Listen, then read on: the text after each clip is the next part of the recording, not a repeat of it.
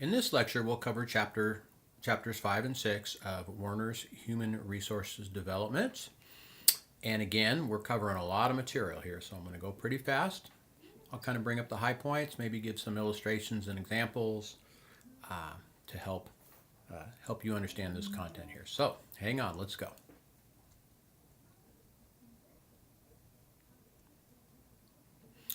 Now, what you're going to find in this next chapter, actually this next couple of chapters, is it's much more practical than we've seen in the previous chapters.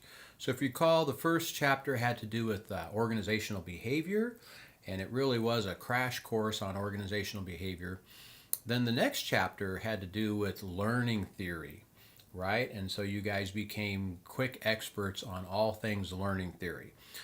So for those of you that are a little weary of learning all of these in-depth theoretical concepts, take heart, because this week, in these two chapters in particular, there's some theory in there, but they're much more practical. They much more have to do with designing, training, overall training, and implementation of training. So hopefully you'll find them a little more practical for some of you that like practical things. So the first idea here, the first set of ideas from chapter 5 have to do with developing an HRD program, or what they call design, HRD design. So if you recall from last week, we talked about needs assessment. In fact, let's look at this model here. So last week we talked about needs assessment. How do you determine what are the needs of the organization, right?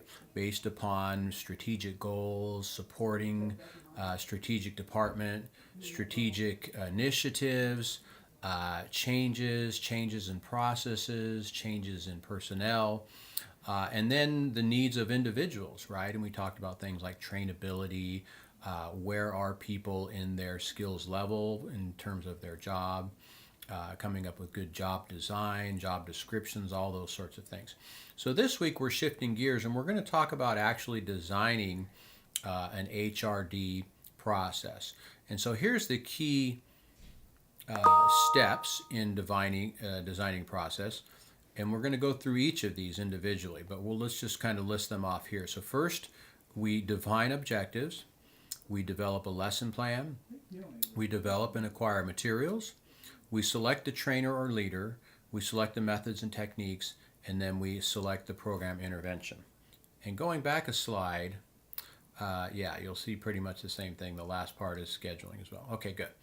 All right, so that's kind of where we're going here in this chapter. So let's go through this quickly. The next section here talks about overarching responsibilities of an HRD professional. This will be good to read, but we're not going to focus on this in this lecture. All right, so the first thing one needs to do in developing a training program is defining objectives. And objectives are defined as a description of a performance you want learners to be able to exhibit before you consider them competent.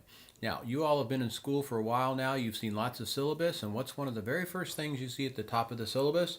That's correct. Those are objectives. And so as educators, we always want to make sure that our objectives are primary, because otherwise you're teaching material, but you have no focus. So it's throwing things out there, but there's no specific focus of the course that's grounded, and you don't know what to assess at the end of the day to make sure that students have learned it, right? So objectives are very important, foundational step in developing any sort of training. And it's noted here that training program objectives describe the intent and desired result of the program and the basis for determining which methods should be used. So later on we're going to talk about methods.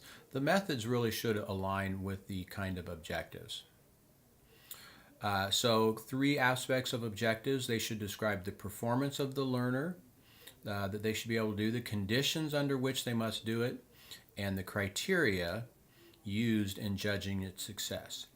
So let's look at some examples here of objectives, and each example here is going to sort of expand a little bit each slide so you can see how it will add each of these criteria to the objective.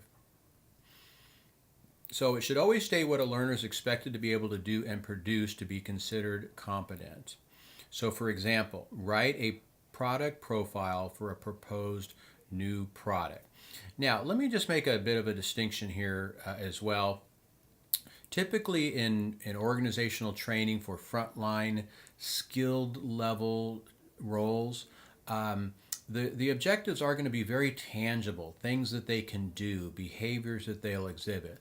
As you begin to move up into management and leadership, the kinds of objectives you're going to use in training are going to become much broader, right? So a frontline person needs to know how to write a product profile, but a management or a CEO needs to learn how to, think strategically in order to develop profitable product lines for the next 5 years.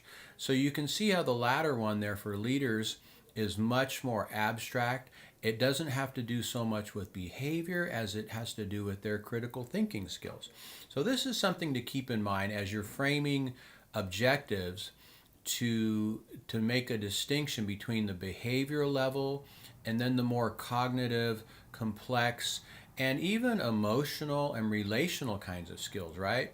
So again, managers and leaders are focused upon relationship building, emotional intelligence, these less tangible, what they call soft skills side of leadership, which is very important. We know this from the research. So keep that distinction in mind here. So for example, all right, so writing a product profile for a new product. Now, it also must describe the conditions under which the performance is to occur. So given all available engineering data regarding a proposed product, trainee will write a product profile, right? So there's a bit of a context there. It's a condition. And then, whenever possible, it identifies criteria for acceptable performance, describing how well the learner must perform. So expanding the same example here, the product profile must describe all of the commercial characteristics of the product that are appropriate for its introduction to the market, including description of at least 3 major product uses, right? So you see how they each expanded here. They're a little bit different objectives, but how each one contained more and more of those criteria that are important. So ask yourself, is your main intent stated? Have you described all the conditions? And have you described how well they must perform? So here's some guidelines for developing objectives. We'll kind of make sure you read through this, but I'm not going to spend much time on this here. All right, so here's a good little test for you. Which of these do you think is better? In at least 2 computer languages, be able to write and test a program to calculate arithmetic means, or discuss and illustrate principles and techniques of computer programming. All right, which one do you think is better and meets the 3 criteria? If you said number 1, ding, you are correct. It's very specific, right? It shows some of the context and it shows some of the outcomes that students will be able to do. Now, the second one is not horrible. In fact, this might be something you might see in a classroom, right? Because remember, in a college class, you've got much broader, higher order, what are called higher order objectives. So in an employee training situation, they're going to be much more specific, tangible, doable, measurable through behavior kinds of things. In a classroom, like a college classroom, you're going to have much broader kinds of things. So 2 isn't horrible, but it's not a very specific and measurable one for a training situation. So again, this emphasis on behavioral objectives, on what the trainee is expected to be able to do. And again, why is that important? Because, for this kind of training, you're really trying to help people in the tasks of their job. So not so much in their personal development skills or moving up in terms of management or their ability to think strategically, sort of at an executive level. Those are not as measurable, specific behavior kinds of things. So, but for these sorts of frontline kinds of skills, it's always measured in terms of behavior. The objectives are stated in terms of behavior because at the end of the day, that's what you're going to measure, right? So we know that it's much easier to determine somebody's behavior to see if they can do something than to assess and measure whether they think something, feel something, have the cognitive complexity to think strategically, etc. Some additional issues to be considered here. All right, so now we're going to shift gears into this idea of the curriculum itself, right? So we have the objectives, what we want them to learn. Where do we get the content for the material? So one of the issues here that a lot of firms has to think about whether they want to create their own content or whether they want to buy some, off-the-shelf content or maybe customizable content, right? So it really depends on the size and the scope of the training, and I would say even the size and the scope of the training department, right? So it depends how big your HRD department is. If it's you and Joe, and you're really not a trainer and educator by profession, you're probably going to be better outsourcing this sort of thing. But if you've got a fairly substantial corporation with a well-developed HR department, an HRD manager, all those sorts of things, you might actually have the capacity to develop it inside. So it sort of depends. There's a lot of variables on this whole decision here. If you do want to outsource it or insource it, these are the typical sources: consulting firms, educational institutions, professional societies, trade unions, publishing houses, etc., etc. Now, here's some of the reasons, sort of as I mentioned before, why you would outsource this stuff. You simply don't have the expertise, or you do not have the time, or you don't have the department or a full-time professional. So decision criteria here, cost, credentials, background, experience, right? So you want to, if you're going to outsource, you want to think about these sorts of things: background of the provider, experience, philosophy. Here's some other factors to consider in insourcing versus outsourcing, which are helpful for you.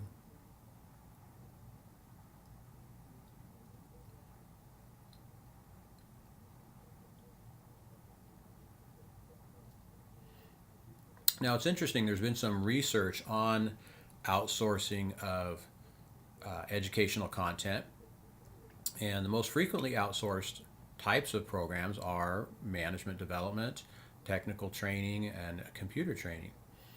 And it's also interesting that while I'm sure they thought they were saving money, only 29% of firms save money. So what does that tell you? So if you're an HRD professional, you've got some data which suggests it's going to be cheaper for you to do this in-house, right? So sometimes, we outsource because we feel it's going to be done cheaper, quicker, more professionally. Well, the first two might be, it could be more professional and it could be quicker because perhaps there's already some design training out there that you can acquire. But in terms of being cheaper, the evidence suggests that it's not always cheaper.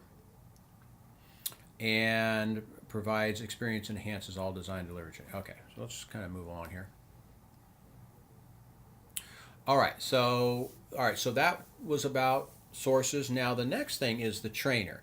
Now, if you're bringing somebody in, if you're insourcing, outsourcing your training, chances are it's going to come with a trainer, right? Either a live trainer or pre-recorded trainers, if you're using videos, that sort of thing.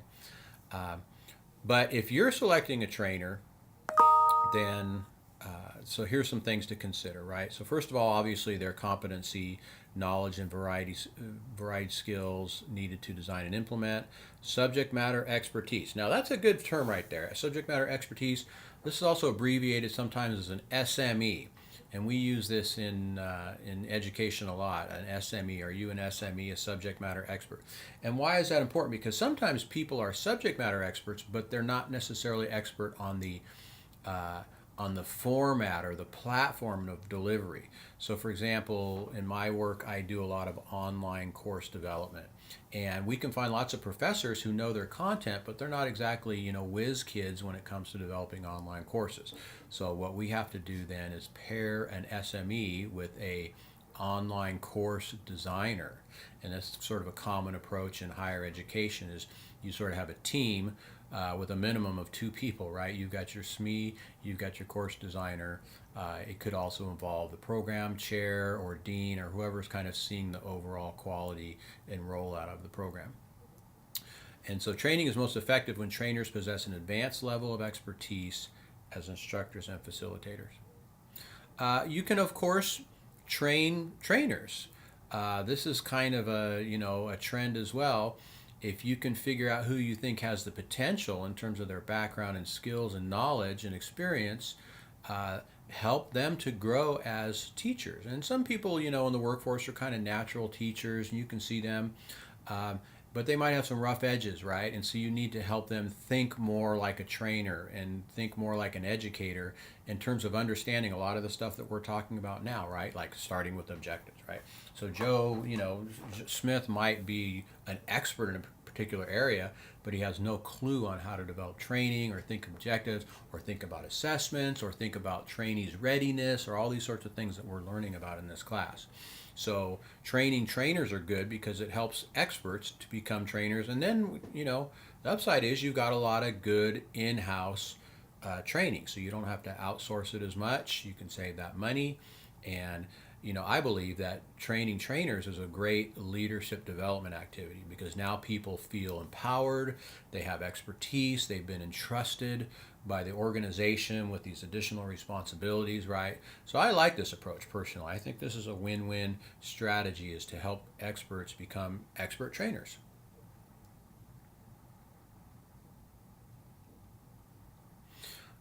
Just a few other things about a trainer here. As you all know, as being students here, a bad trainer can cancel out an excellent training effort, right? So nobody wants to sit in a classroom with a dud of a trainer, somebody who doesn't keep things moving along or does not stay on task, who lets the class get out of hand, all those sorts of things, right? So a good trainer is vital, and an excellent trainer can make a bad training effort look a lot better, right? So just a couple little tips there. All right, so let's move ahead from the trainer to the lesson plan. So this is something that every educator, teacher, trainer has to have thought through and in hand before they step into a classroom. Now, from a higher education perspective, our lesson plan is largely laid out, at least in a large sense, in the syllabus. So when you get the syllabus, you kind of know where this class is going in terms of the objectives, the schedule, the learning materials, the specific dates or weeks at which you're going to study different materials, and so on. And then the online course, as you'll see, it's got all of the objectives for the week laid out. It's got all the materials, the questions, the assignments on a week-by-week basis.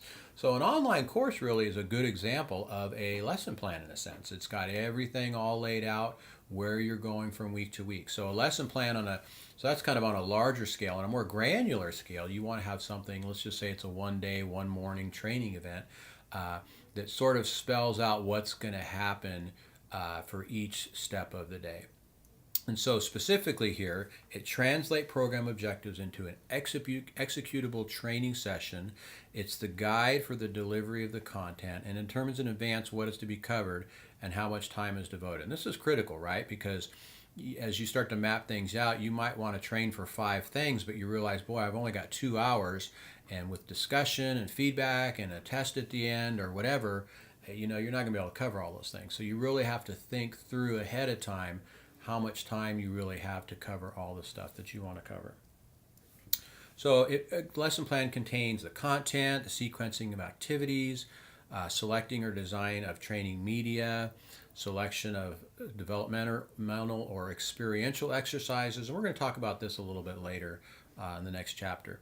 Timing and planning of each activity, method of instruction, number of time, okay, et cetera, et cetera. So here's a template for a typical lesson plan. It's got objectives, physical environment, equipment, instructor, trainees, et cetera, et cetera. and then some real specifics. And I believe the textbook has a good example of what a sample lesson plan will look like. Let's see, what is this here? Formal learning hours. All right, a little bit of data on the types of methods that have been used in training programs, right? So you'll see that the instructor-led programs are still kind of the most, dominant things, where we all get in the classroom and somebody stands at the front and lectures and perhaps some discussion. Self-study web-based is growing. Virtual classroom, other methods. Now this data here, if I recall, is actually a little bit dated. It wasn't exactly the same as the textbook, and I think that the textbook showed that the web-based learning is actually growing, and this does not surprise me at all, because as an educator who works in the online space a lot, I see the growth of it in higher education. So it does not surprise me that it's also growing in terms of training for professionals in a work context. What kind of content is out there? Well, I'll let you guys read this, but there's some good information on the types of training content that people are using. Okay, training materials.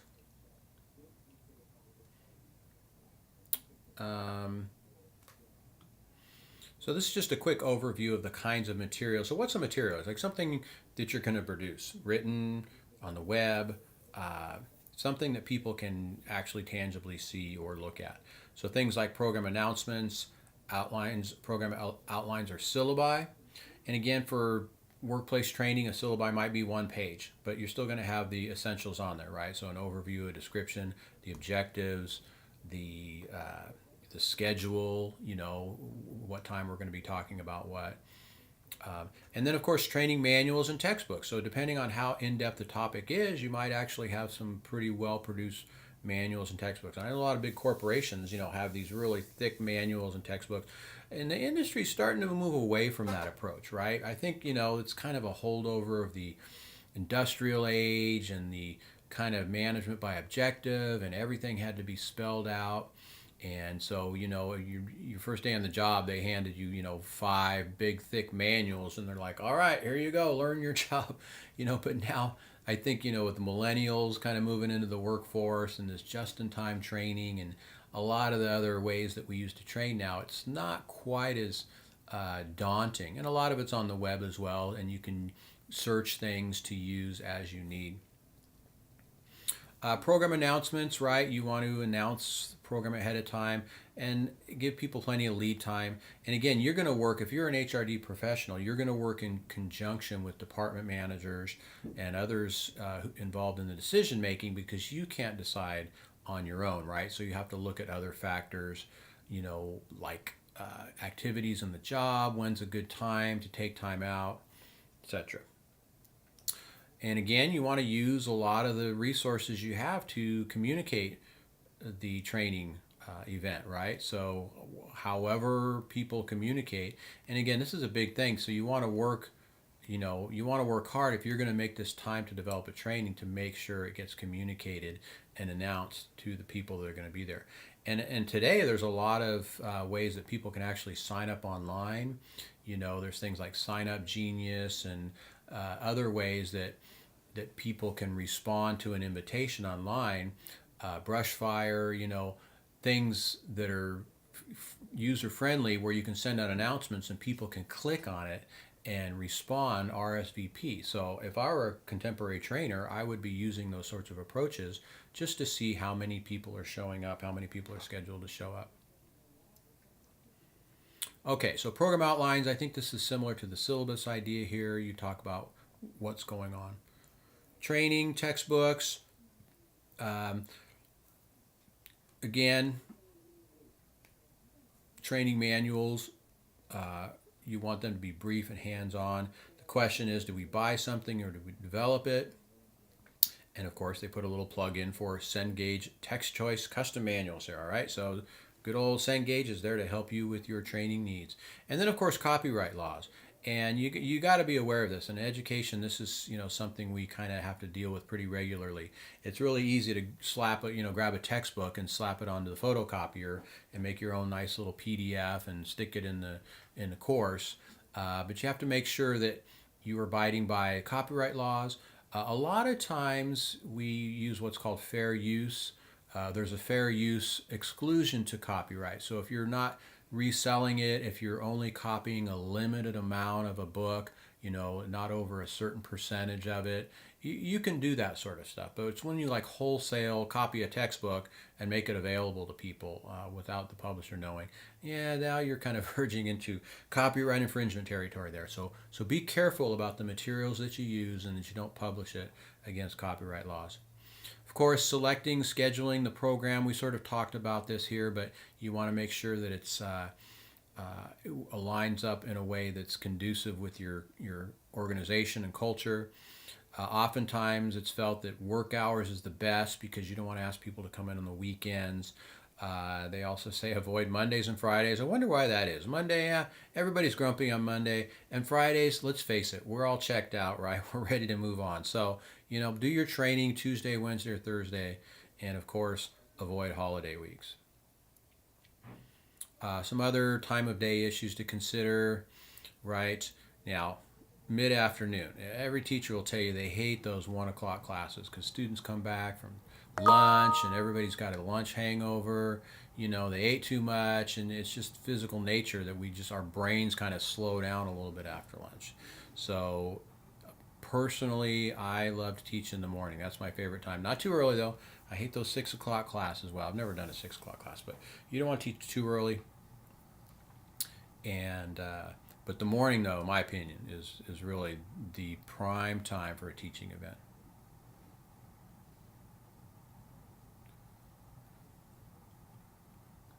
And I sort of mentioned this before here, but at registration, make sure that people know how to register to RSVP. And again, I would be using some of the modern tools here, the online web-based tools like Brushfire, etc., that help people register for events. And that way you got a clear record. And you can also send out reminders, right? So you have a list of who's attending, and you can send out the reminder. Hey, remember trainings next week. Hey, remember trainings tomorrow. Hey, remember trainings later this morning. People need a lot of reminders these days, don't they? E-learning. Well, I think we know about that in this class here. We're actually using an e-learning platform. I think the e-learning that they're referring to is more of the automated kind of design, and we're going to talk more about that in the next chapter here. But obviously, the internet is a game changer in terms of training in a lot of ways.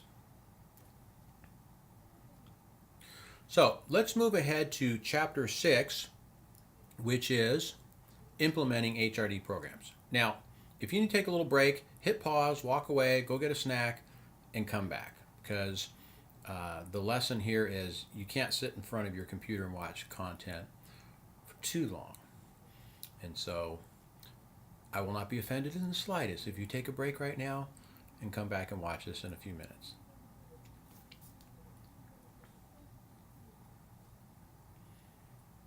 Now, this sort of follows along with our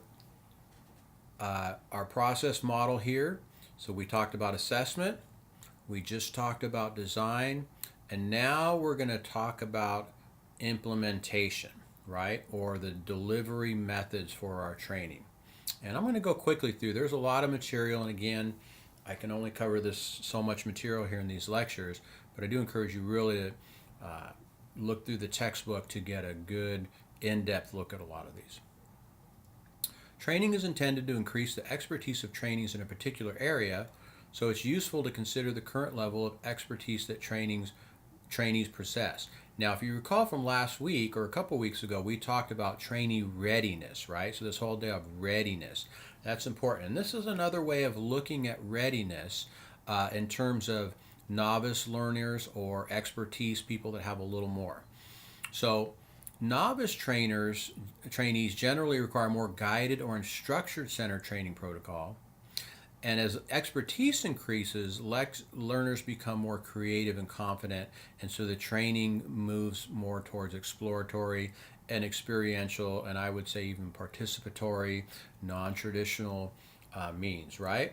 So this kind of makes sense to us. If something's brand new to you, you're kind of like just swimming, you have no idea. So you need someone to tell you, the basic facts, the foundational ideas.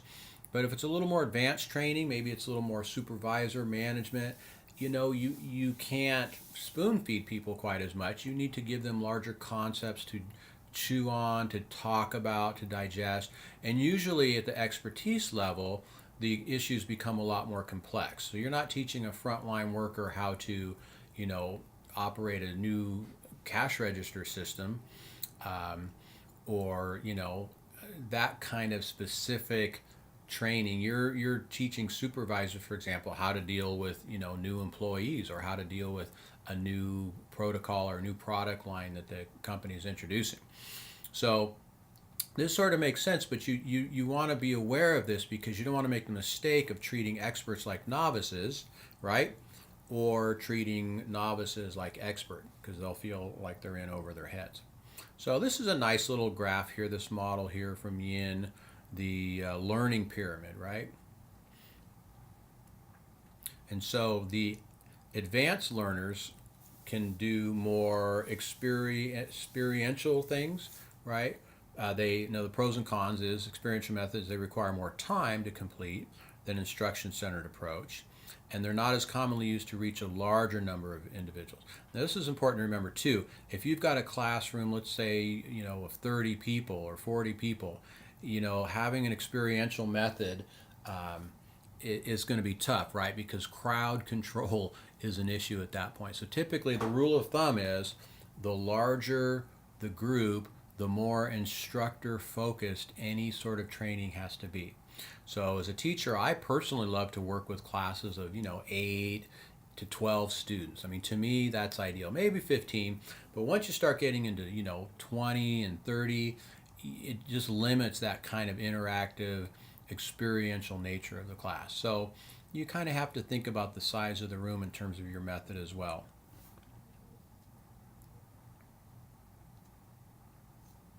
Did I skip something here? All right, yeah, so this slide basically states that we need to identify people where they are, help them to move up, and combining the approaches is good too, right? So of course, you don't assume that novices just want to be lectured at, right? So they still want to have discussions, case studies, et cetera, et cetera. So use a combination of methods that is going to be optimal. We're going to talk more about some of these approaches here in a bit, so hang on. So basic training method classification, there's basically 3 things here. We're going to break these down here. So there's on-the-job training, or OJT, classroom approaches, and self-paced or individualized approaches. So here's some types of OJT: job instruction training, job rotation, coaching, mentoring. Types of classroom training: lecture, discussion, conference, AV stuff, telecom. Using experiential techniques like case studies, business games, role-playing, behavior modeling, computer-based training, etc., etc. And then there's the self-paced, paper-based training programs, or what's popular now, computer-based training programs, and particularly internet-based training programs, right? So everybody's using those internet-based training programs, and you get through the end and you click complete, and it'll send you a nice little certificate, and you can show your boss or your supervisor, hey, I did it. Those are becoming very popular now as well. Let's talk about OJT first, all right? So this is the idea of conducting training at a trainee's regular workstation.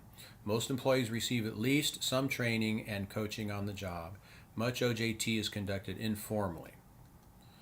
It's generally conducted by an assigned trainer who's recognized, rewarded, trained to provide appropriate instructional techniques. Oftentimes it's people like a supervisor, right? Or a coworker, or maybe an HRD staff member. And so a majority of organizations provide train-the-trainer programs for those OJT trainers. Now, there's a difference here between formal on-the-job training and informal on-the-job training. So informal is, you're the new guy and you start your first day and the shift manager begins to show you how to do stuff, right? You just kind of get thrown in there and you start doing stuff and you watch him and you do it, and then before you know it, you're doing it yourself, and then 2 months later you're showing the next new guy. That's kind of informal, but there's what's called a formal on-the-job training. And this facilitates the transfer of learning to the job because the trainee has an immediate opportunity to practice it, and it's enhanced because the learning environment is the same as the performance environment, and it reduces training costs because no training facilities are needed. So it's a little more structured, specific. There might be some objectives, right? Remember we talked about objectives. So if you're a formal OJT trainer, and that's part of your job to help the new guys come in, then you've actually been trained in how to do this in the most efficient way. Yeah. So there's limitations of it. Obviously, read these things, please. 4 OJT techniques: job instruction training, rotation, coaching, and mentoring. Let's quickly talk about some of these. So JIT, defined as a sequence of instructional procedures used by the trainer to train employees while they work in their assigned job. This is sort of what I talked about earlier, right? Where you simply are doing your job and somebody's doing their job alongside. And here's some steps, right? So if you want to formalize it a little bit, first of all, prepare the worker, put the trainee at ease, right? Because everybody's a little uptight and nervous and unsure on their first day of work or first week of work. So you want to let them know, hey, I've been there, done that. We all went through this as well, but we're going to help you ease into this, and you're going to do great, right? Help them build up their confidence and their motivation and those sorts of things. And you also want to let them know what to expect, right? So here's the things we're going to be working on today or this week. Then present the task. Tell them, show it, explain it, demonstrate it, and then practice it. Let them perform it, and then follow up, having them do it on their own. Okay, so this is kind of a classic method here, right? You probably heard this one before. I do and you watch. No, I do, and then I do and you watch, and then you do and I watch, and then you do, right? So you kind of move from this, they're watching you to do it, to the end you're watching them to do it, and just giving them feedback along the way to make sure that they're doing it correctly. Job rotation is another great way that people can learn because they do lots of different things. So they move along in a series of assignments from different positions or different departments, and it's often used for first level management training, right? So if somebody is moving into a bigger scope of responsibility, you want them to know what it's like in different departments to do different jobs. Back in the old day, believe it or not, before they invented the venerable MBA programs, job rotation was how one actually learned. Now, it took a long time, but the classic tale of the guy that starts off in the mailroom and moves his way up to mailroom supervisor, then he moves upstairs, and in 10 years he's an executive. He or she's an executive. So this was actually sort of the original job rotation. You would learn how the entire company worked because you spent so much time working from the ground up in different departments. So nowadays we don't do that anymore. People go to business schools and they get their MBAs and they arrive and they expect to be in the executive suite like on day one, right? Well, that's a bit of a mythology there. Chances are you get an MBA and you're still going to start off in a lower level. I mean, depending on your experience in the field. But the MBA actually was originally designed to stimulate, the classic job rotation experience, because what are you studying in an MBA? Well, you get a little finance, a little management, a little marketing, a little econ, a little strategy, a little leadership. I mean, you're kind of getting a little bit of everything like you were moving along in the corporation. So just a little side note there. Thought you might be interested in that. Now, coaching and mentoring. Coaching, mentoring, coaching, mentoring. These are two classes. These are becoming very popular now, right? And actually, in a later chapter and lecture, we'll be talking about coaching more in depth. But coaching is typically more hands-on skills, helping people to learn along the way, correcting performance problems. Mentoring is typically a little more supportive, encouragement, opening doors, giving advice for career, movement within the organization, preparing somebody for increased responsibilities. But these are important, and if you have the opportunity to be coached or mentored in your role in your organization, I'd say go for it. And if you're a HRD person, you can formalize this process as well. You find people that want to be coaches, want to be mentors, to serve newer people in their job situation. All right, so let's move along here to the venerable and classic classroom training, right? So this is something that as students, I'm sure you guys are very familiar with. And this is something that you can use in a job setting as well, right? So a classroom training, bring people together for a learning experience. And of course, there's different things that happen in a classroom, right? There's lectures, there's discussion, there's AV materials, experiential methods, and you can actually use computers in the classroom as well. So let's quickly go through some of these things. Lecture approach is, oral presentation of subject matter by some kind of expert, right? So this is the sage on the stage approach, right? The guy or girl standing behind the lectern, waxing eloquent, using a deck of PowerPoint slides.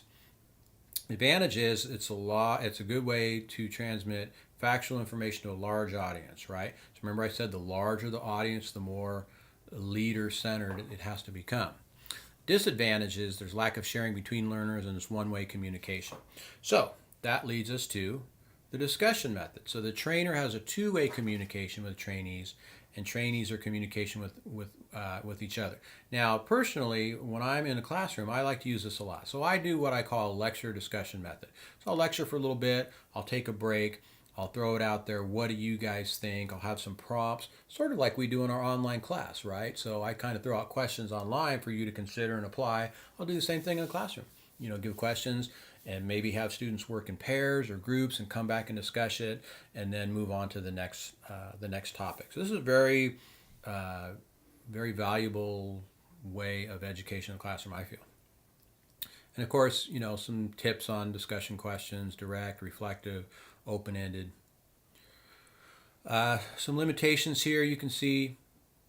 AV methods. Right now, there's a lot of good content out there. So a lot of professors will actually find other professors or experts to, show their stuff up there now. So you might come in and set something up and show a video,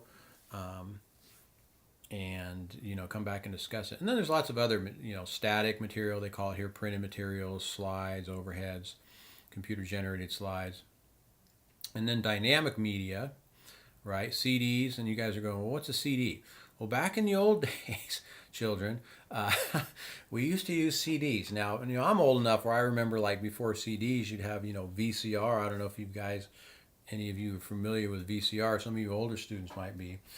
Before that, okay, this is how old I am, all right? When I was a kid, they would show film.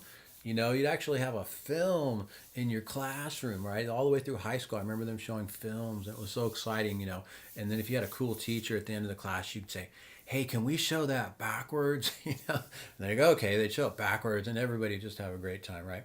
All right, so, technology moves along, and there's even the printing of this textbook here, CDs and DVDs are almost dated now, right? I mean, it's all streaming now. It's all streaming. Guidelines for visual material. Go ahead and read this. This basically has to do with your PowerPoint slides. And what I find ironic here is they're pretty much breaking every rule that they say, because look at number 1 here. Present one major idea or concept on each slide or transparency. Well, and then it's followed by 3 more concepts or ideas, right? Well, anyhow, do what I say, not what I do.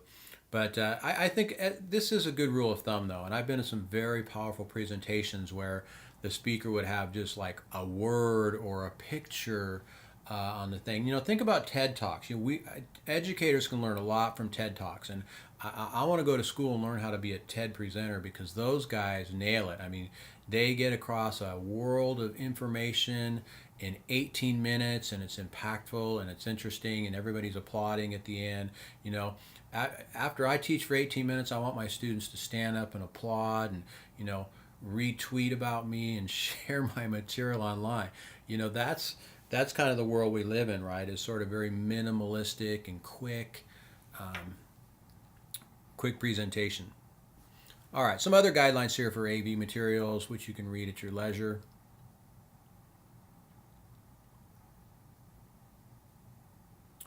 Telecommunications, transmission of training programs at different locations by way of satellite. Now, this is becoming more popular as well, right? And back in the day, you needed a big old infrastructure to do this. Well, nowadays, you really don't need it. Now, you can stream stuff online, webinars. I mean, every learning platform typically has some sort of web conferencing things, and Google Hangouts and Skype. I mean, it's ubiquitous now. And so if you have people working remotely or who can't come in that day, there's really no excuse why you can't have some sort of centralized training and push it out to people that they can watch. And a lot of these things have chat rooms and sidebars, and you can raise your hand and you can show PowerPoint slides and whiteboards and all those kinds of things. So, the modern era now, we have a lot of ways to train in a distributed manner where people are not necessarily in the same room. And for industry, this is a huge thing too, because think about the cost of trying to fly all your people out or put all your people in the same room, or just the challenge of, finding a room big enough to put everybody. You don't need to do that anymore because of the tools which we have, through the internet. See, media selection. Yeah, read about this. This is good here. My rule of thumb on this is, don't overdo this. I've seen some new students, or, you give students the opportunity to do presentations, and they'll say, okay, now student, you've got, 8 minutes to make your presentation, and they'll spend 7 of them showing some YouTube clip. And they're like, oh, wow, I only have a minute now. And, they didn't meet the objectives of the presentation. So maybe I'm talking to one of you. Maybe you guys have made that classic presentation faux pas. So make your media on point, concise. If you're going to use a little object lesson or a cute video clip from a movie, make it like a minute or two. You don't want to show a quarter of the movie and then you run out of time to actually talk about what you need to talk about. Experiential methods. These are good, especially like in a class. If we were in a classroom, we'd be doing a lot of this kind of stuff. We actually do our, online, we're doing some of this, right? So we're doing case studies. Well, we're not doing a lot of these other things, right? We're doing case studies, but in a classroom, you can do a lot of these other things like games, simulations, role playing, behavior modeling, outdoor education. So case studies, as you know, these are kind of mini stories, little vignettes, which identify a problem, and the student has to apply some of the concepts they're learning to analyze the problem. And there's things like business games and simulation. There's a lot of publishers out there now that are pushing this kind of stuff. A lot of it's computer generated, and you've got a computer, simulation going on, or you can do some other kind of game in a classroom situation as well. It's usually kind of fun, and they get the point across well.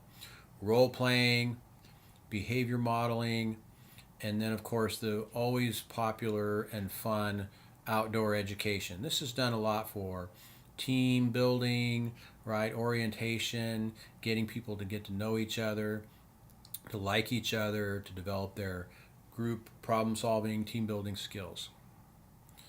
Computer-based training, I talked a little bit about this, but again, there's just so much out there now that is, mostly web-based. A few different approaches here. This is called the self-paced computer-based training, and basically these are typically streaming, and you go through a series of slides, and there's a little quiz every couple minutes, and they make sure that you stay on this thing for 3 hours because it's so important. You can't get through it in 2 hours. You've got to spend 3 hours. All right, sorry, I'm getting a little cynical about these things here, but I've done enough of these things to know. Personally, I think they're of marginal training value. I think a lot of people do these self-paced computer-based trainings as compliance work. I know as a faculty member, I have to do some of these things like FERPA training and sexual harassment training, and we have to do it. We have to be educated, but at the end of the day, I don't think they're the most optimal way to train, in my personal opinion. But they're popular. Computer-aided instruction. This other stuff here. Here's the advantages. Internet and intranet training. And again, very popular now. And then e-learning material principles. All right, so I do a lot of this teaching online, developing what they're calling e-learning.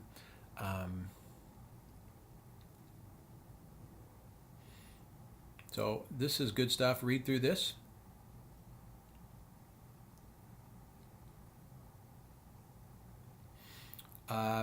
So issues in program implementation consider things like are the objectives, what are the objectives to be achieved, resources available, training characteristics. All right, so I think that's simply a summary of what we had just talked about.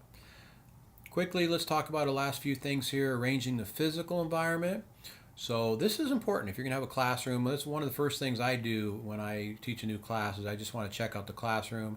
I want to make sure that it's quiet. I want to make sure that it's clean. I want to make sure that the chairs are well spaced out, that there's not a bunch of clutter. Nothing bothers me more as a professor to walk into a class where the teacher was just there and the tables were all rearranged and there's too many chairs in there. It's like it's a classroom for 20 people, but they got 30 chairs in there. It's like, why do we need these 10 extra chairs? Can we move them somewhere else, please? Maybe out in the hallway, or let's just push them in the back of the class. But it's your job as the trainer when you show up to make sure that that is a comfortable environment for your students. Another important thing too here is getting started is helping people to be comfortable in the classroom, let them know what's going on, and then of course using icebreakers, right? And we even did that in this class. We had a getting to know you form where we just kind of get to see each other on video. That was fun to get to see you guys, how good looking you all are. And you want to do this in a classroom as well. You want to just, because here's the thing, remember, you're there to train, but those are human beings in the room, and people by nature need to feel comfortable socially. They need to know who they're in the room with, right? To sense it's not a hostile environment, that it's okay to talk, it's okay to participate, this is a good place, it's a safe place for them to be. So icebreakers help people develop a little bit of rapport with one another, and let people get to know you too as a regular guy, regular gal who's there to help them along their journey. And so here's some other tips for trainers. Over prepare. This is always good because you never know when you're going to get that question out of left field that you don't know about, right? If you over prepare, you'll be able to field that one. Remember your personal appearance, right? Look professional, and get the trainees' attention early on. So have a grabber, right? So the first thing you do is you want to get people. It's called the call to action, a call to attention, and do something interesting to get people in the room. Maybe blow a whistle or clap your hands. No, I'm just kidding. But do something interesting that makes people say, okay, we're starting now, and I need to pay attention. And here's some other good tips for trainers. Listen to and acknowledge ideas. Like if somebody asks a question, don't say something like, oh, that's the dumbest question I've ever heard. Didn't you learn anything? Weren't you paying attention when I was just talking, right? So you don't want to put people off by kind of insulting them or rolling your eyes or anything like that. And then allow pauses, right? Encourage quieter trainees. And this is a difficult one because I think sometimes teachers feel like dead space is like a bad thing, right? Because nobody's saying anything and I'm supposed to say something. Allow pauses because then all those quiet students who sit in the back who never say anything, they can get a word in edgewise, right? So maybe you're the talkative one, you always sit up in front, you're the first one to raise your hand. Or maybe you're the person that sits at the back of the class and you just kind of listen to everybody and you're kind of waiting and maybe you'll get a chance to say something if they all shut up. That's what I love about online education is that it really kind of gets rid of this dynamic. I have no idea what any of you guys are like in the classroom. To me, you're all equal. I can read all your posts. Some of you post earlier than later, but it kind of minimizes that dynamic where you have a few people doing all the conversation. Direct questions back to people, I like that one too. In fact, my students have always commented to me, Dr. Markow, how come you always answer a question with a question? To which I'll reply, well, why do you ask? So somebody asks me a question, I'll kind of turn it back on the class and say, well, what if some of you think, did anybody know the answer to that? Or, get the students becoming the experts right there, and you'll be amazed at how they just jump up and they want to show the other students what they've learned. Put people at ease, ask for examples, share your experience. And I like to do that, and hopefully you've seen that model with me here, but I'm kind of giving you little bits from my experience as an educator, which is really germane to this topic here, obviously. But make sure you share things that you've been through, your thoughts about things. Don't let your slides become your presentation. There's nothing worse than just sitting there in a room where a guy's reading through his slides. Now, I'm going through slides here, but hopefully you don't get the sense that I'm just reading through them, and I'm trying to make it come alive here for you. But if you just read through your slides, that's like the worst presentation in the world. And then admit when you don't know an answer, right? Sometimes, it's tempting to fake it or make something up, but you say, that's a great question. Let me check that out and I will get back to you. Or you can also say, hey, somebody Google that real quick. Show that you enjoy instructing people, have fun, spend additional time when necessary, express confidence in trainees, make notes, and follow up with them. So a lot of times in a class, somebody will say something, you go, oh, that's a good point, or I'll do that, and then you forget about it. And next week you show up and they say, hey, Dr. Markow, do you remember that thing you said you were going to do? And you're like, oh man, snap, I forgot. I'll do it next week, right? Before you know it, everybody forgets. So just make sure you follow up on things you say you're going to do in a class. And then use trainees' words when writing on the flip charter board, and summarize. Provide learning points and closure to celebrate what trainees have learned. All right, so this was just really a crash course on being a good teacher in education. I wish I had gone through this 20 years ago when I first started teaching. I've learned a lot of these things along the way here, but this is really good for some of you who are just kind of venturing into this world of teaching and possibly being an HRD professional. Wherever you end up, I think what you learned here in this couple of chapters here is very valuable. So that concludes our training. Blessings to you guys, and we'll see you all online.